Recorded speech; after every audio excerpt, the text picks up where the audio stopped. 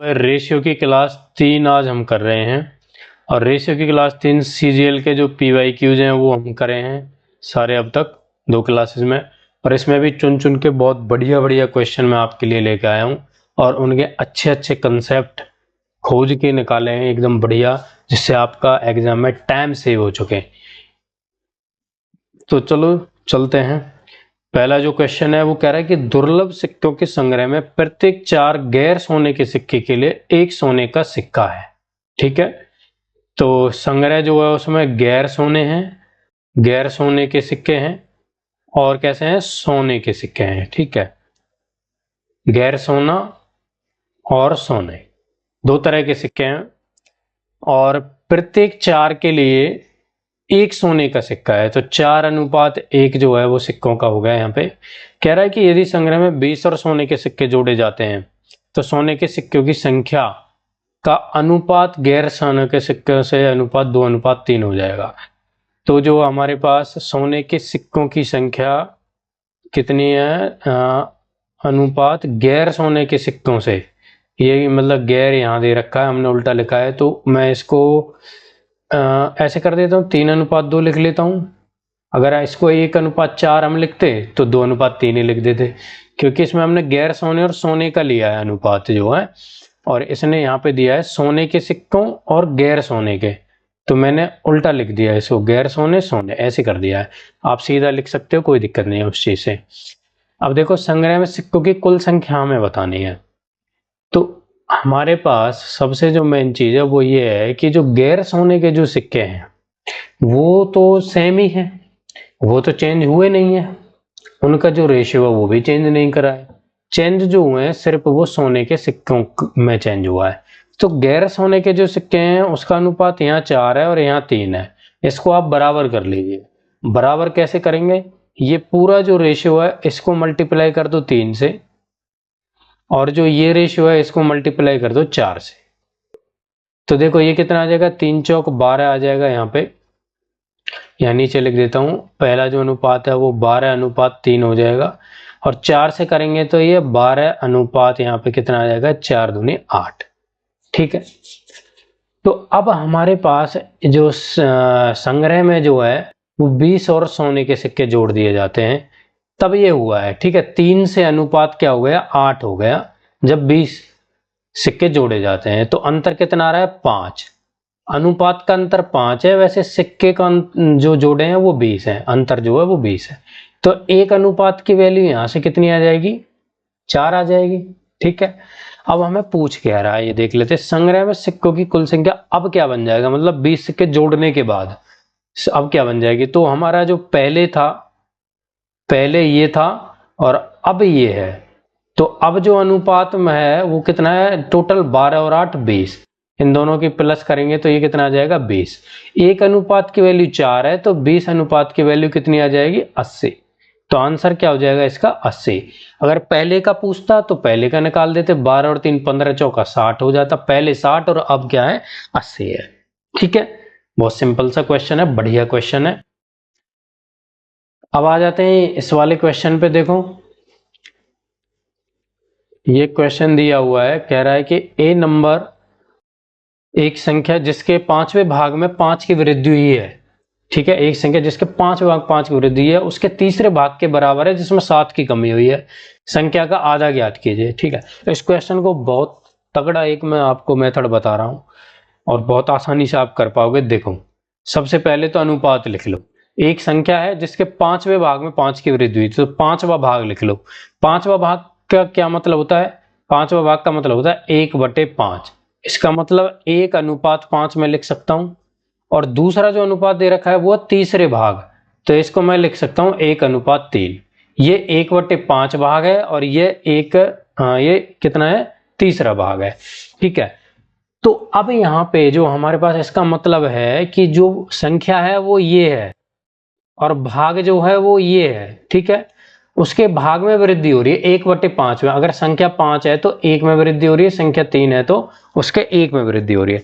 लेकिन यार संख्या तो बराबर है, एक ही संख्या की बात हो रही है, तो सबसे पहले संख्या को बराबर कर लो। अब संख्या को बराबर कैसे करेंगे, यहाँ 3 से गुना करेंगे और यहाँ गुना करेंगे 5 से।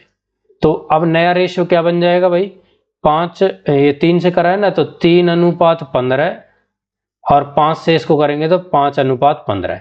अब ठीक है, अब जो संख्या है वो सेम हो गई। अब इसका तरीका क्या है, इसका तरीका ये है, अभी देखो 5 और 3 का जो डिफरेंस है वो कितना आ रहा है, 2।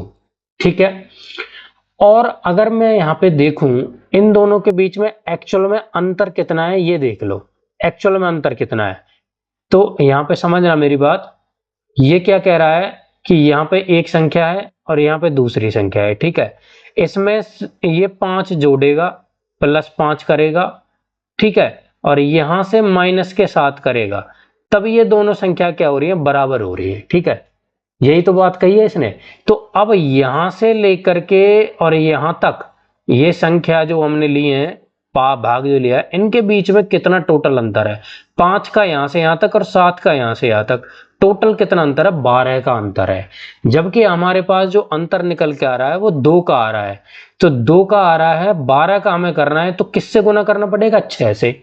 तो 6 से तो गुना कर दो पूरे इसको, इस वाले अनुपात को, कितना आ जाएगा, 6 × 3 = 18 और 6 × 15 = 90, और 6 × 5 = 30 हो जाएगा यहाँ पे, और 6 × 15 = 90। अब ये हमारे पास सही आ गया कुल मिला के।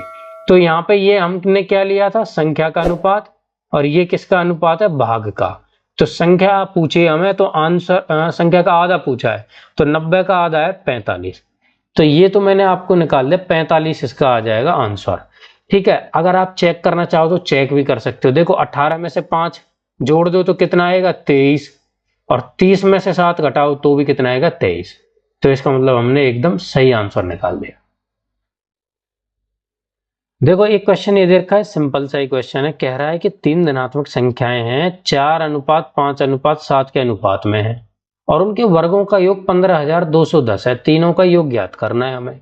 ठीक है, तो कुछ नहीं, देखो 3 धनात्मक संख्याएं, उनका अनुपात दे रखा है और वर्गों का योग दे रखा है। तो वर्ग, 4 का वर्ग कितना आएगा, 16, और 5 का वर्ग कितना आएगा, 25, और 7 का आएगा 49। ये आ गया वर्गों का अनुपात। जो संख्याओं का अनुपात हमें दे रखा था 4, 5 और 7, ये तो संख्याएं दे रखी हैं, संख्याओं का अनुपात, और ये आ गया वर्गों का अनुपात। ठीक है, अब यहाँ पे हमारे पास जोड़ लो इनको सबको, कितना आएगा, 25, 6 31 और 10 41, 41 और 9 50 40 90। तो यहाँ से निकल के आया, टोटल आया है 90, और 90 की जो वैल्यू है वो दे रखी है हमें 15,210, 15,210। तो 0 से 0, 9 से भाग होगा कि नहीं, 5 और 1 4 2 8 और 1 9 आ रहा है डिजिटल सम, तो 9 से भाग हो जाएगा।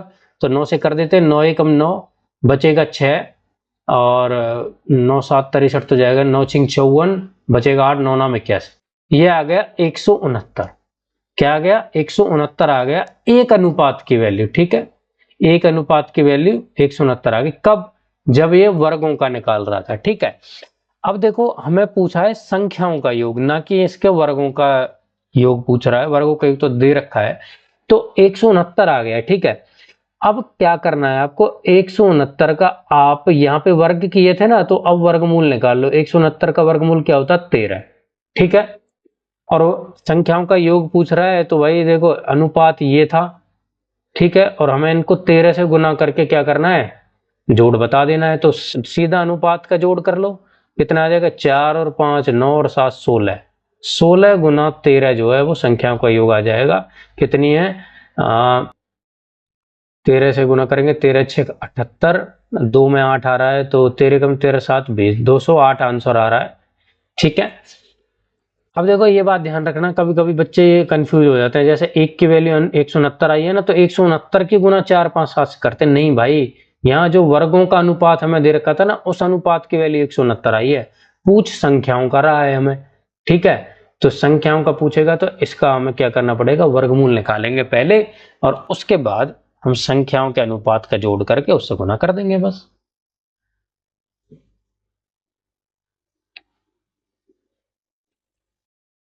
अब देखो ये क्वेश्चन दे रखा है, एक क्लब में पुरुष और महिलाओं का सदस्यों के बीच का अनुपात दे रखा है। ठीक है, मेल और फीमेल जो उनका अनुपात है वो दे रखा है 2:3।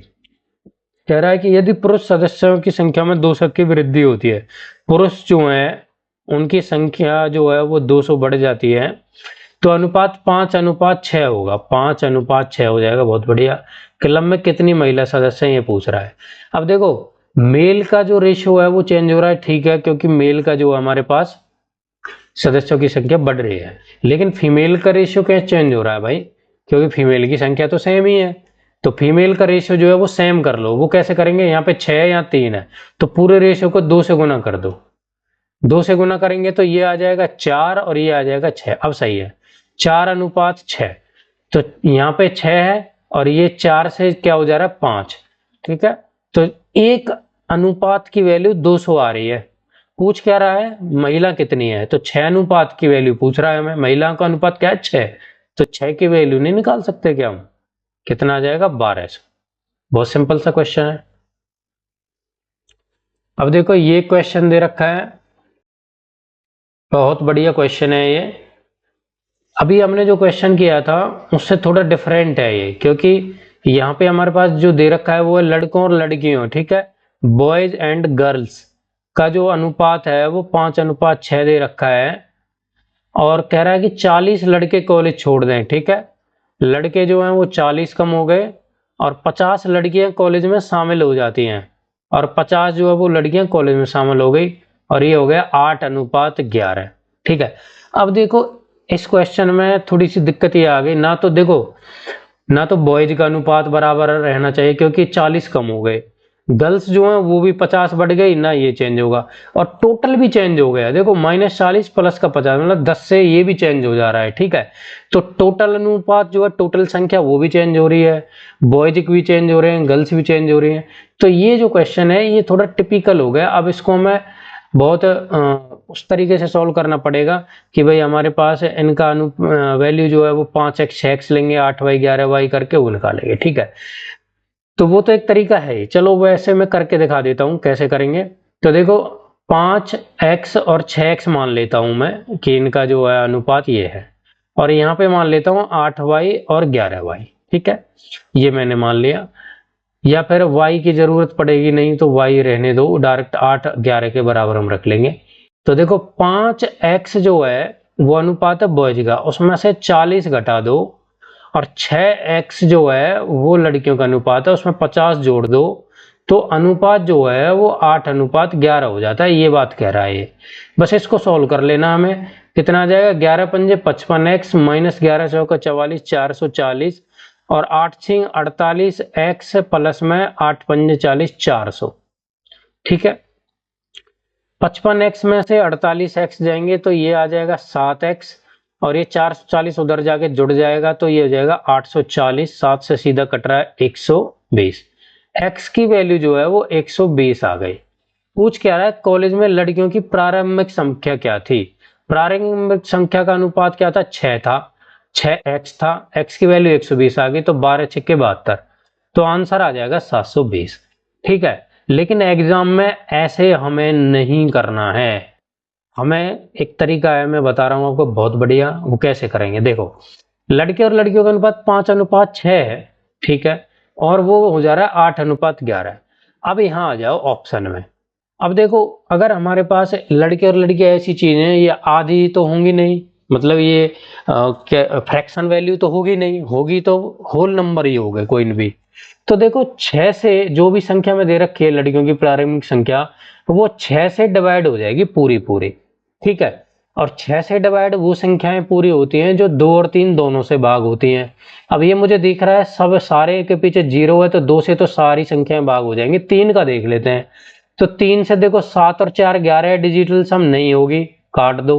8 और 6 14 नहीं होगी, 6 और 4 10 है नहीं होगी, बस 720 जो है वो हो रही है। लेकिन ऑप्शन में हो सकता है हमें कि 2 का डिजिटल सम जो है वो 3 से भाग हो जाए, तो हमें क्या करेंगे भाई, फिर क्या करेंगे हम 50 जोड़ करके, लड़कियां जो है वो 50 जब जुड़ जाती हैं तो वो 11 हो जाता है रेशियो।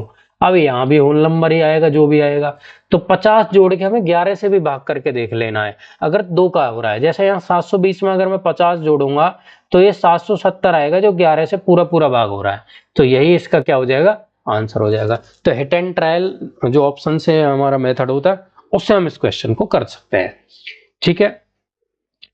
तो ऐसे क्वेश्चंस की थोड़ा प्रैक्टिस करिए तो बहुत बढ़िया आराम से आप कर पाओगे। कोई दिक्कत ही नहीं होगी।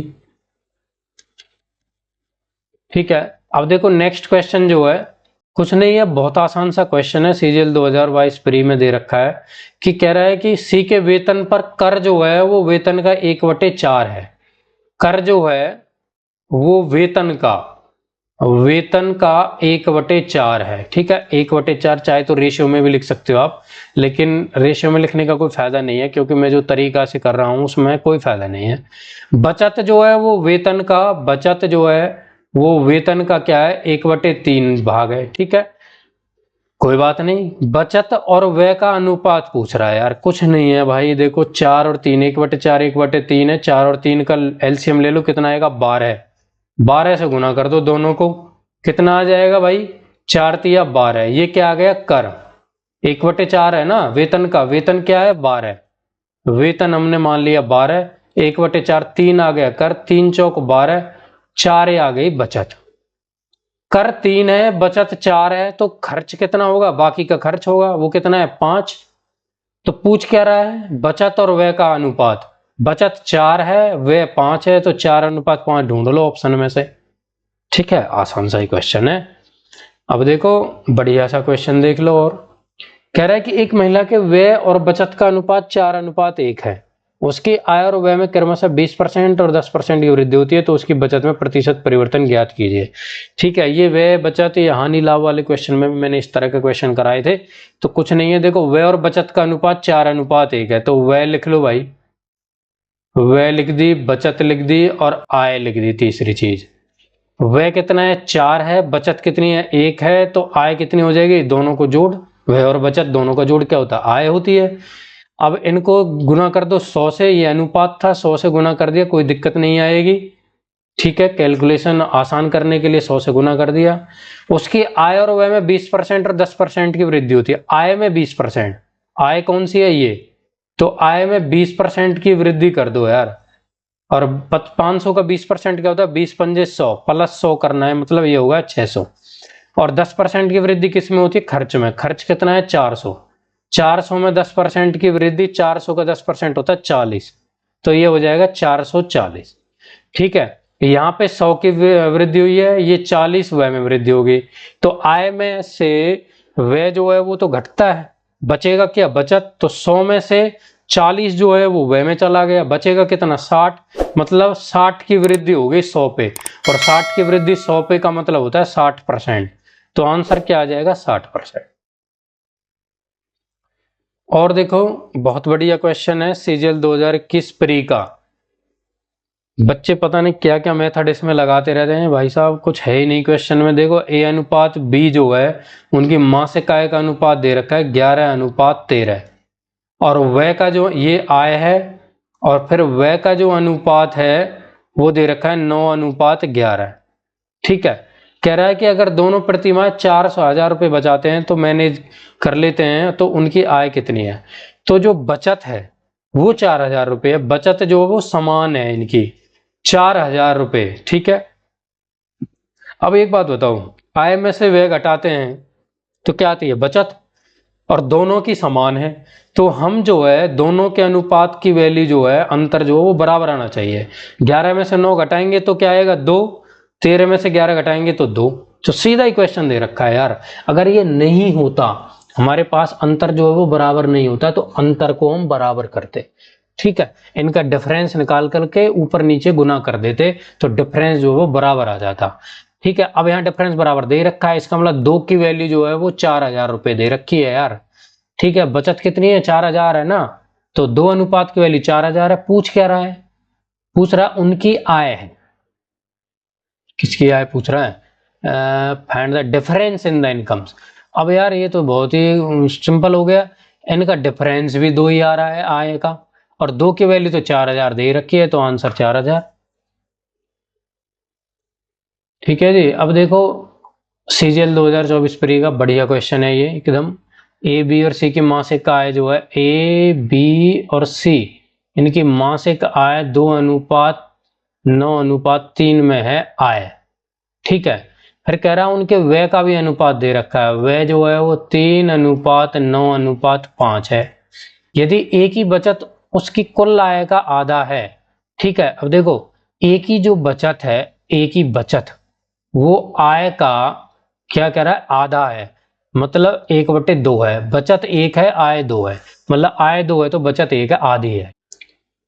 आय तो 2 है, वह 3 है, मतलब वह ज्यादा दिखा रखा है अनुपात, तो ये अनुपात सही नहीं है। पहले तो अनुपात को सही करना पड़ेगा हमें, ठीक है।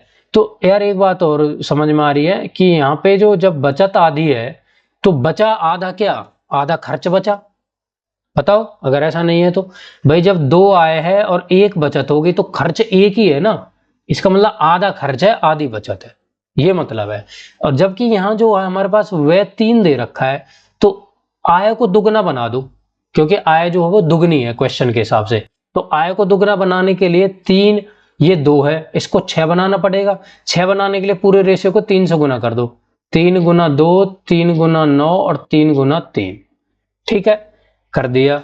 अब यहाँ पे बात जम गई भाई, जो क्वेश्चन कह रहा था वही हो गया है। तो इसमें ये कितना आ जाएगा निकल के, 3 दूनी 6 आएगी। आय जो है, नई आय जो हो जाएगी वो 6 और 3 9 27 और 3 तिया 9 हो जाएगी, ठीक है।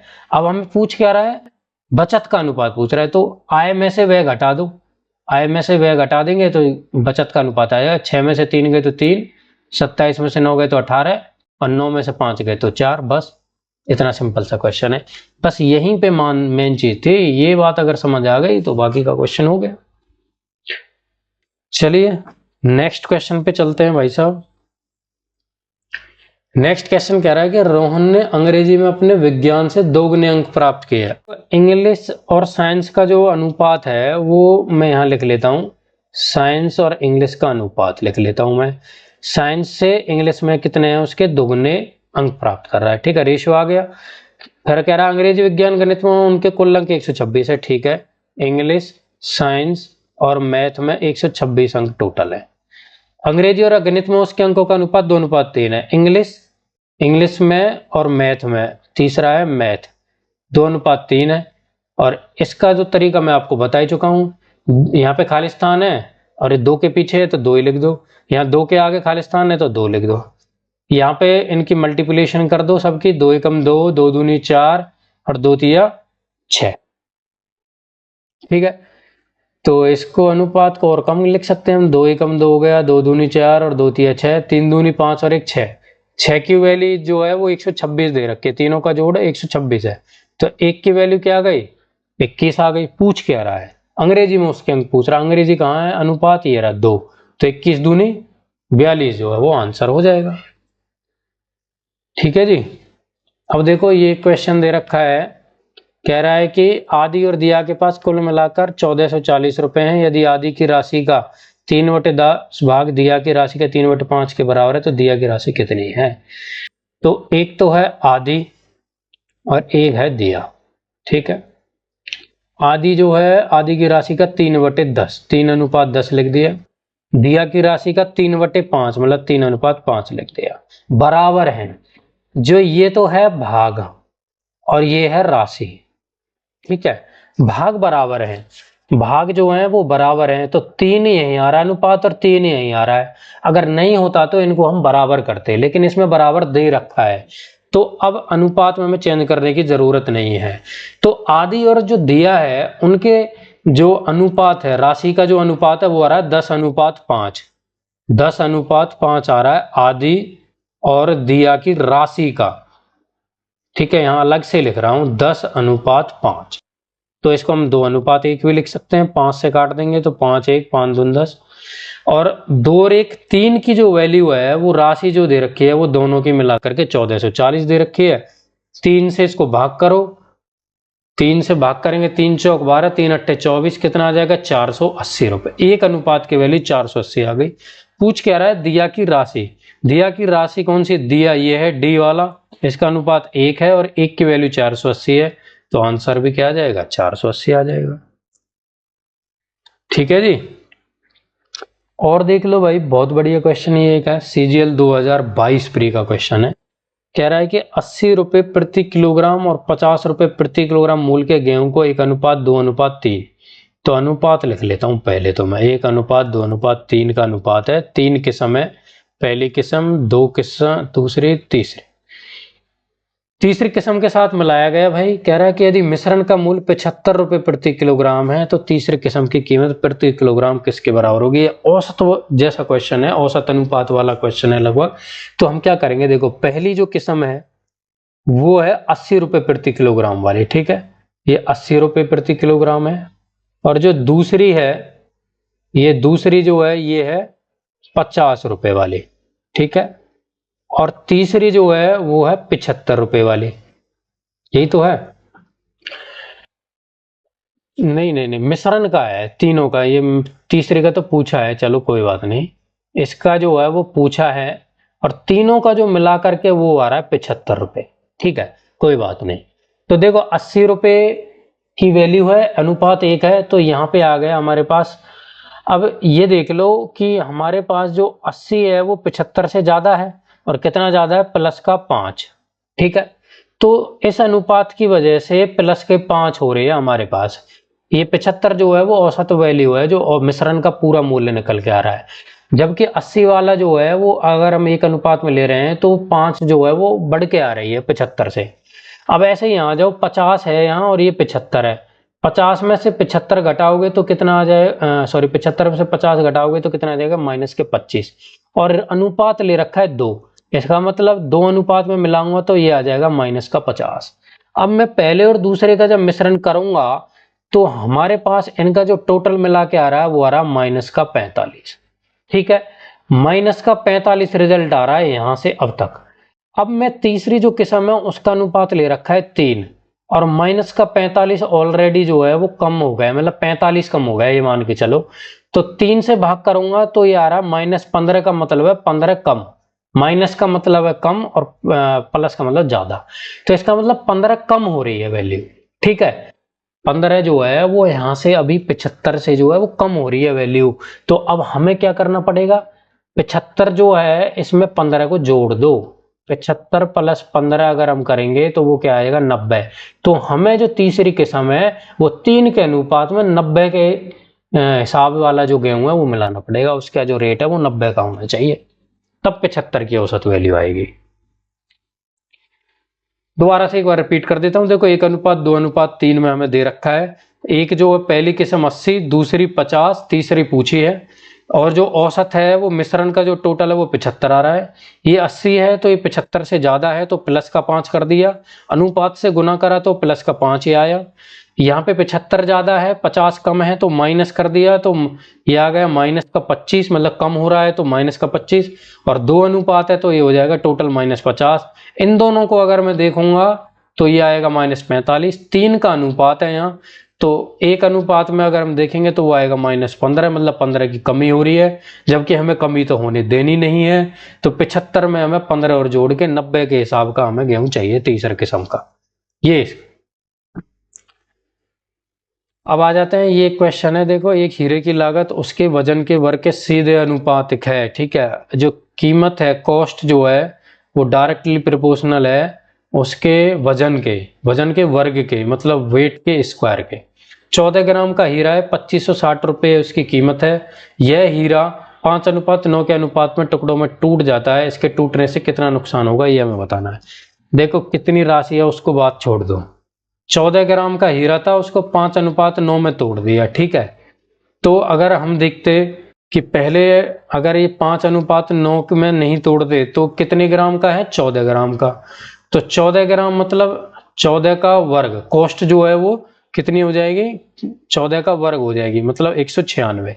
लेकिन अब इसको तोड़ दिया तो जो छोटा वाला है उसकी कॉस्ट कितनी आएगी, 5 का स्क्वायर मतलब 25। और बड़े वाले टुकड़े की जो कॉस्ट आएगी, ये कॉस्ट है, यहाँ पे सब कॉस्ट है। तो 9 का स्क्वायर कितना होता है, 81। अब ये कितना, 5 और 1 6, 8 और 2 10। अगर हम इसको ना तोड़ते तो 196 की वैल्यू मिलती, तोड़ रहे हैं तो 106 की वैल्यू मिल रही है, तो कितना नुकसान हुआ, 196 से 106 घटा दो बचेगा 90, और नुकसान हुआ है मतलब ज्यादा वैल्यू लिखेंगे नीचे, 90/196 गुना में 100। ये हमें फाइंड आउट करना है, जो भी आएगा आंसर वो हमें लिख देना है। अब आ जाओ CGL 2023 का मेंस का क्वेश्चन है। एक पार्क में एक निश्चित समय पर सिर की संख्या और बंदर और मानव आगंतुकों के पैरों की संख्या गिना गया। और यह पाया गया कि 54 सिर हैं और 148 पैर है, पार्क में बंदरों की संख्या ज्ञात की। ऐसे क्वेश्चन में हम एलिगेशन एंड मिक्सचर वाला जो तरीका होता है हमारा वो यूज करते हैं, उससे बहुत अच्छे से इनका रेशियो निकल के आता है। अब देखो वो कैसे करते हैं, एक तरफ तो हम लिख देंगे, एक तो मानव है, एक तरफ बंदर है, ठीक है, बंदर हो गया भाई और एक तरफ हो गया मानव।